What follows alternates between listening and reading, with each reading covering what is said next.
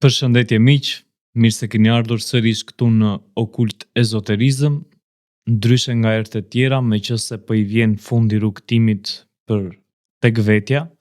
Episodi I parafundit ky dhe javën tjetër është episodi I fundit, ku unë do të flas për aspektin e trupit fizik dhe pjesët e këtij trupi, gjithashtu dhe detaje nga trupi jon fizik, të cilat ne na mundsojnë jetesën këtu, por dhe perceptimet mbi realitetin.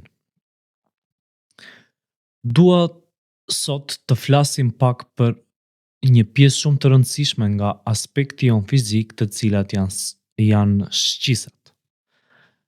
Me siguri të gjithë e mendojmë realitetin nëpërmjet dhe e perceptojmë nëpërmjet këtyre shqisave, të cilat janë shijimi, dëgjimi, prekja, shikimi dhe nuhatja. Është edhe një shqisë e gjashtë në të cilën unë kam folur shpesh dhe e kam përmendur disa herë në emisione të ndryshme, e cila është intuita. Intuita luan një rol shumë të rëndësishëm tek ne, sepse është ajo lajmëtarja e cila të tregon gjërat para se të ndodhin. Është si një udhëtim milisekondash në kohë, ku ti percepton gjëra të cilat nuk kanë ndodhur, por do të ndodhin. Dhe kështu ne fillojmë të bëhemi një krijesë unike. Por realiteti nuk është ky që ne njohim, pavarësisht se ne e perceptojmë nëpërmjet këtyre 5 shqisave. Dhe këto ne na bëjnë që ta kuptojmë ose na bëjnë të zhytemi në këtë që ne perceptojmë si një realitet. Po ju zë një shembull më të qartë që ju ta keni më të thjeshtë mënyrën e perceptimit mbi realitetin. Përfytyrojeni veten tuaj një peshk I cili jeton në një liçen. Dhe mendon se bota është ajo. Mendon se atje ai u lind, atje do jetoj, atje do të vdes, dhe nuk e kupton se ka dhe realitete të tjera. Dhe pa pritur një ditë në këtë liçenin e vogël fillon koha të bëhet e keqe, fillojnë dallgët, fillojnë stuhit, dhe një stuhi e madhe e ngre këtë peshk dhe e nxjerr nga jeta e tij, nga liçeni. Dhe ai shikon qytetin, shikon zogjë, shikon pallate, shikon një botë tjetër dhe pastaj bie prapë në ujë. Dhe fillon të pyes veten, se kush ishte realiteti, ajo që ai jeton çdo ditë apo ajo që ai pa. E pra, kështu janë realitetet e ndryshme midis nesh. Kemi 2 lloj realitetesh që ne të perceptojmë bazën e realitetit tonë. Është realiteti jon objektiv, I cili është I ngjashëm me të gjithë njerëzit, sepse ne nuk mund të quajmë një gotë karige ose tavolinë dhe një makinë mund ta quajmë zog. Dhe për këtë ky quhet realitet objektiv, dhe subjektivi është njësoj sikur të ecim të dy në një rrugë dhe të shohim të dy të njëjtat gjëra. Të shohim diellin, të shohim një fushë me grur, të shohim një insekt që ha një insekt tjetër. Dhe pastaj në fund të rrugës, nëse do të na pyesin ose do të na japi një fletë për të përshkruar rrugëtimin, ne nuk do shkruajmë të dy të njëjtat gjëra. Ky është realiteti subjektiv. Megjithatë, ajo që ne na bën më të dominueshëm ose më të perceptuar ndaj realitetit tonë që ne njohim është shikimi. Zë rreth 90% të perceptimit tonë mbi pjesën e realitetit. Dhe ne orientohemi në bazë të shikimit, por ndodh vetëm 2 herë në jetë që ne të orientohemi me të 5 shqisat.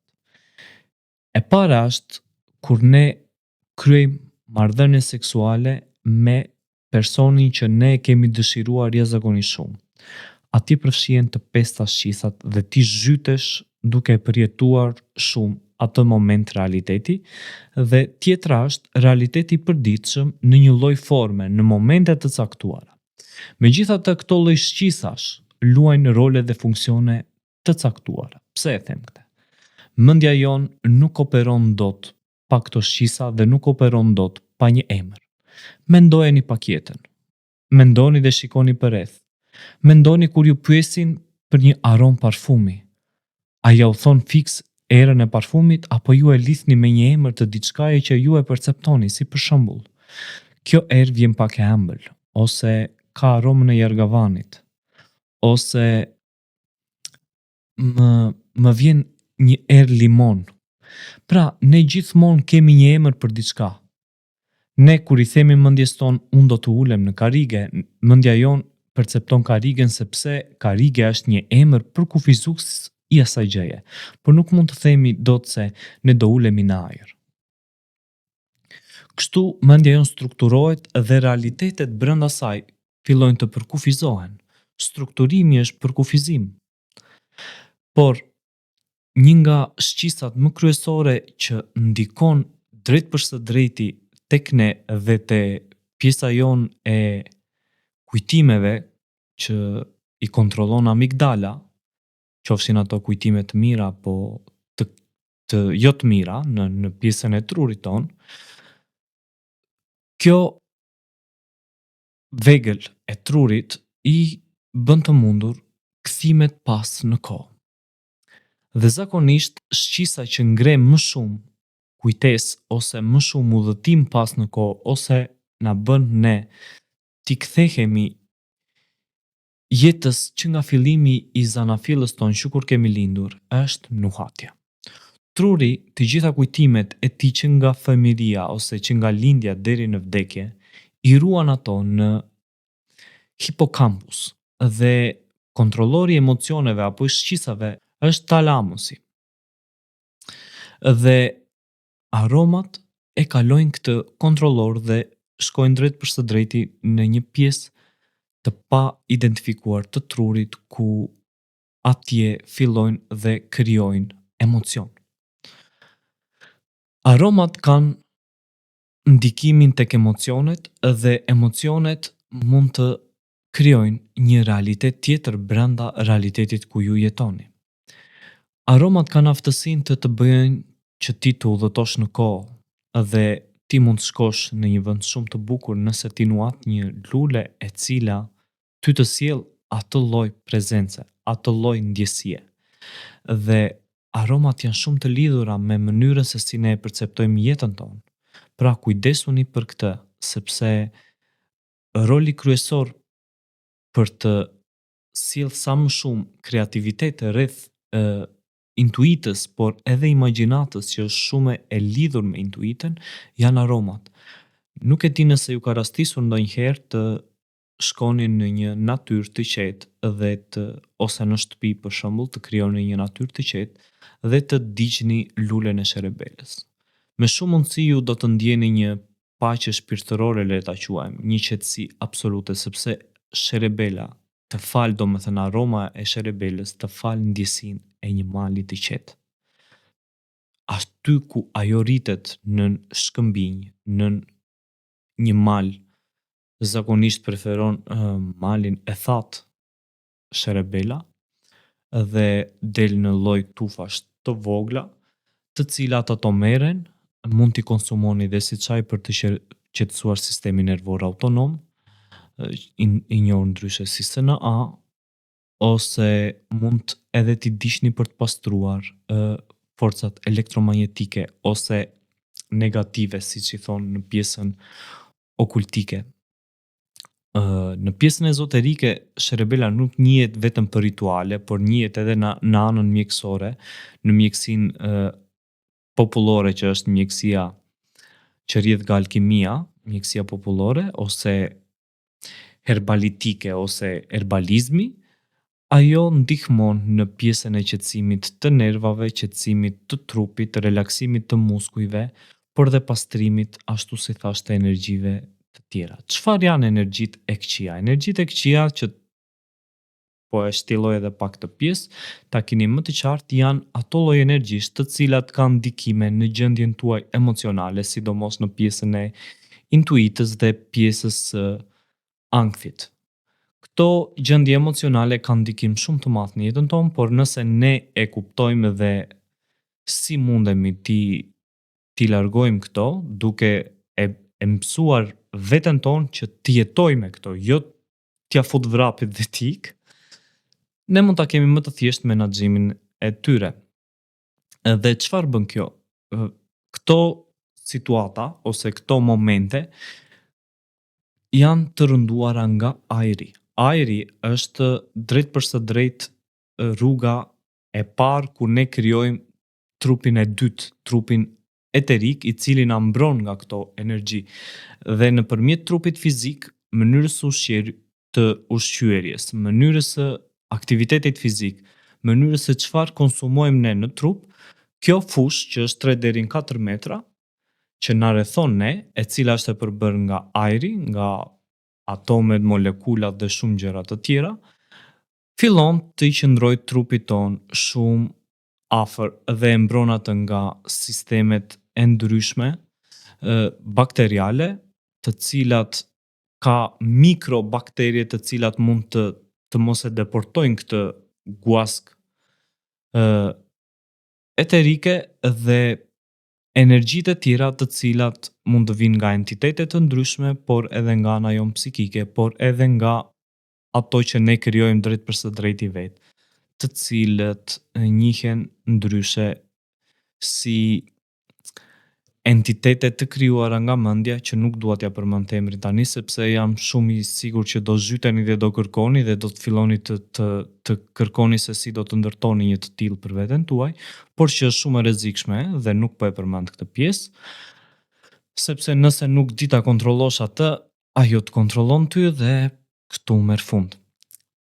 Disa gjëra që duhet të dini për shqisat dhe realitetin është se të gjitha këto gjërat që ne perceptojmë nuk janë asgjë tjetër veç se sinjale elektrike në tru nëpërmjet sinapeve dhe ndonjëherë edhe sinjale kimike.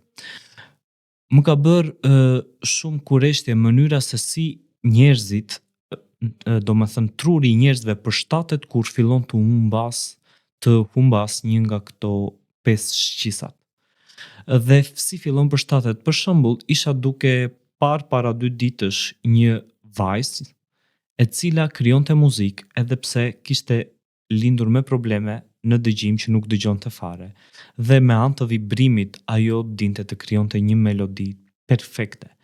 Dhe dua të ndaj vetëm 2 fragmente të vogla nga intervista e saj kur e pyetën se i than, a ndihesh e dëshpëruar që nuk e dëgjon dot zërin tënd sa të bukur e ke, dhe ajo i përgjigjet me një përgjigje shumë fantastike, i thot, unë ndihem jo e lumtur për ju që nuk e përjetoni dot muzikën ashtu si unë e përjetoj. Pra, ishte një mënyrë krahasimi vërtet shumë e bukur dhe shumë domethënëse. Pse? Sepse ajo kishte zhvilluar një metodologji duke e përshtatur trurin ta përjetonte muzikën në atë lloj forme në të cilën ne njerëzit normal, se normal është një tjetër fjalë që do ta trajtojmë në temat e tjera kur do të kemi mbi jetën në tokë, është një matrix apo vërtet jetë. Dhe do ta shpjegoj këtë që është një term ku normalja është ajo që nuk të le ty të bësh njeriu i dur. Dhe kjo më bëri përshtypje, rinin e saj kjo vajzë e kalonte duke mbajtur një tullumbac në dorë dhe ndjente vibrimet nëpërmjet tullumbacit. Kur shkonte në rrugë, ajo mbante një tullumbac të vogël të verdhë dhe teksa kalonin makinat, me anë të vibrimit perceptonte edhe shpejtësitë të njerëzve, të makinave, ose kur dikush i thriste dhe ja ngrinte zërin në debat, ajo nëpërmjet vibrimit arrinte të perceptonte pjesën e dëgjimit dhe kjo ishte fantastike se sa bukur truri, aftësitë evoluese të trurit fillojnë të përshtaten me individin dhe mund të krijohen realitete shumë herë më të pasura se sa ato të 5 shqisave. Pse? Sepse kur mungon një shqisë, shqisat e tjera nuk vdesin. Ato të fillojnë të përshtaten dhe ajo energji që ishte ndarë në 5 pjesë, tashmë është në 4. Dhe në 4 ka një perceptim më të lartë për secilën. Ndoshta në disa persona, siç janë ata që krijojnë parfume vet, ka një histori shumë të bukur ku ata kalojnë 1 deri në 2 orë në ditë për të nuatur lule, dru dhe kanë arritur të rritin receptorët e e undës deri në 10.000 herë më shumë se sa njerëzit normal. Çfarë ndodh? Në të vërtetë, aroma nuk ekziston, por megjithatë nëpërmjet qerpikëve të undës, po e dëgjoni shumë mirë, qerpikëve të undës, ne arrim të perceptojmë aromën. Zakonisht, po ti keni vënë re njerëzit, në fillim nëse do ta kuptoni se çfarë aromash dëshirojnë, pyetini se ku janë rritur, ku kanë jetuar, si është vendlindja e tyre. Për shembull, është vend malor, vend fushor, kanë dëshirë detin, dhe këto lidhen me atë që percepton dhe aromën njeriu. Nëpërmjet qerpikëve, ashtu siç thash, dhe receptorëve të hundës, ato kalojnë në tru dhe konvertohen në sinjale elektrik të cilët ty të falin aromën. Dhe megjithatë, këto të ngjallin edhe kujtime në të kaluarën. Ndodh që për shembull të kemi mundësinë që ne të ulemi në një restorant dhe të marrim një pjatë makarona të thjeshtë, ndoshta me gjalpë dhe djathë vetëm, dhe të kujtojmë një shije të cilën e kemi rastisur vetëm tek gjyshja jo në fshat. Kjo është ajo lidhja e fortë e trupit me nuhatjen. Pra, nuhatja juaj duhet të jetë një nga shqisat që do të ndihmoj më shumë të njohësh veten tënde në trupat më lartë. Pse e them këtë? Ndodh që në përveç shqisave të tjera, dëgjimit që të falë qetësie, nuhatja ka këtë rol shumë të rëndësishëm sepse mund të bëjë të udhëtosh në kohë, ndërsa dëgjimi të jep seanca të caktuara melankolike ose gëzimi nëpërmjet vibrimeve. Çdo gjë vibron. Mendojeni veten si një shishe me ujë, e cila ndjen të gjitha vibrimet që vijnë nga jashtë. Të gjitha shqisat janë të rëndësishme, por duke qenë se shikimi luan 90% të këtij roli, dhe errësira është një nga sfidat më të mëdha të njeriut. Pra, të verbrit kanë një lloj intuite dhe imagjinate shumë herë më të lartë se njerëzit normal. Pse? Për shkak të mungesës së dritës. Dhe të gjitha gjërat nuk kanë ngjyrë nëse drita mungon. Të gjitha janë të zeza.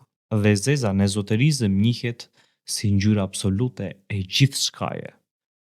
Pra, në fillim ishte errësirë, pastaj Zoti pa se drita ishte e bukur, ishte e mirë dhe e thale të bëhet dritë. Kjo është ajo gjëja që ne duhet të kuptojmë për realitetet tona. Ne perceptojmë shumë pak nga realiteti i madh.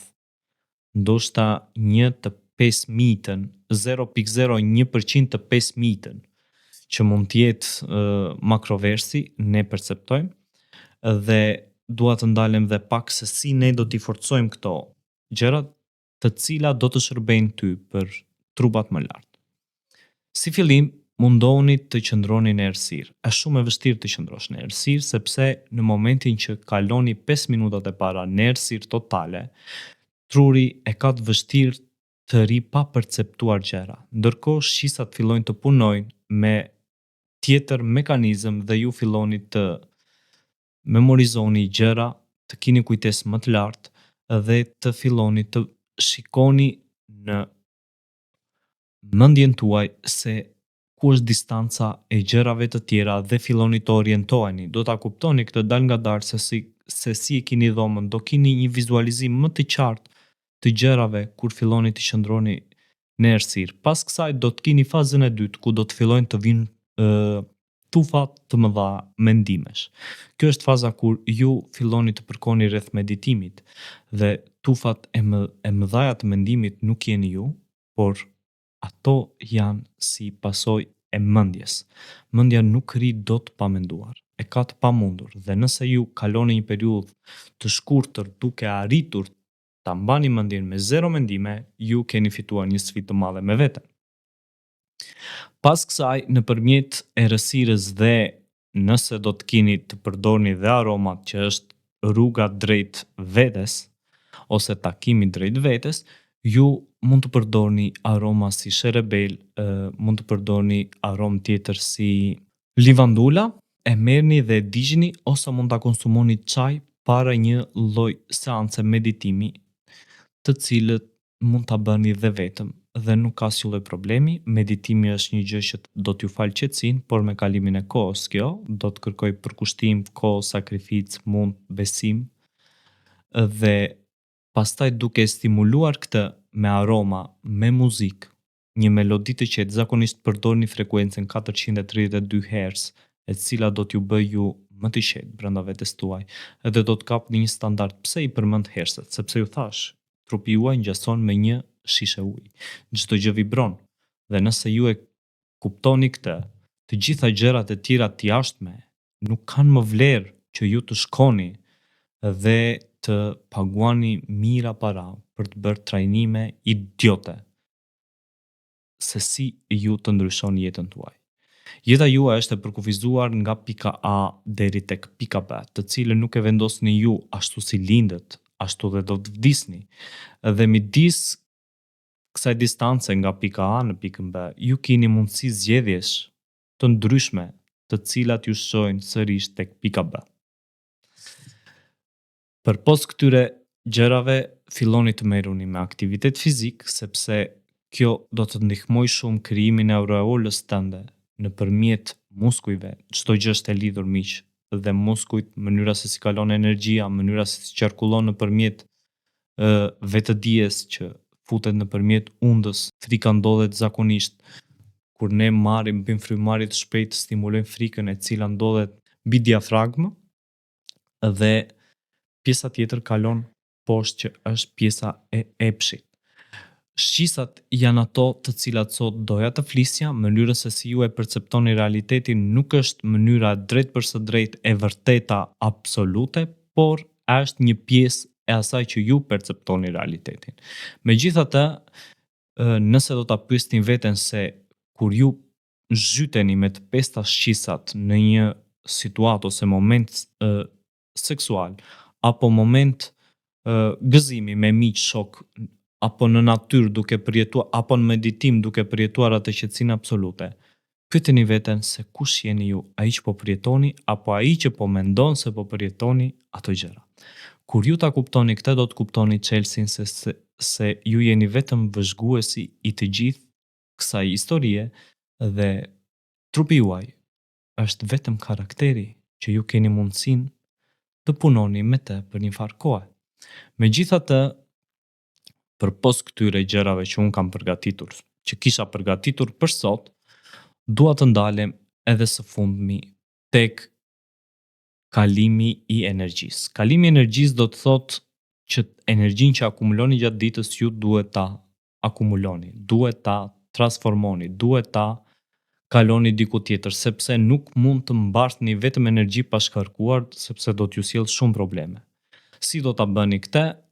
Gjëja e parë që ja u kam thënë dhe ja u rithem për të disa të herë, shkoni në natyrë, lidhuni me natyrën, kapni pemët, bëni tokëzimin. E dyta është meditim. Qetësoni mendjen tuaj dhe jepni kohë trurit të qetësohet. Nëse filloni të mendoni pa pushim dhe kur gjërat të kenë shkuar keq në jetën tuaj, dhe nëse vazhdoni të bëni çmos për të marrë zgjidhje të shpejta, më besoni që kjo nuk do të funksionojë, sepse sa më shumë të mendoni, aq më shumë e ngarkoni trurin dhe nuk keni dot vizion të qartë. Një shprehje shumë e bukur në ezoterizëm që ne e përdorim kur flas, ne i referojmë gjithë ezoteristëve, ndoshta edhe vetes këtu, sepse unë gjithmonë e quaj veten studiues dhe jo një ezoterist të përkryer. Për aq kohë sa unë studioj, gjithmonë do jem një nxënës i jetës dhe i ezoterizmit, ku thot se nëse do që të bësh dikush, duhet të ndalosh të ndjekur shumë rrugë njëkohësisht, dhe duhet të ndjekësh vetëm një rrugë, e cila nëse të sjell emocion dhe e ndjen brenda vetes tënde vizionin se po e shikon veten ku po shkon, ajo është rruga jote.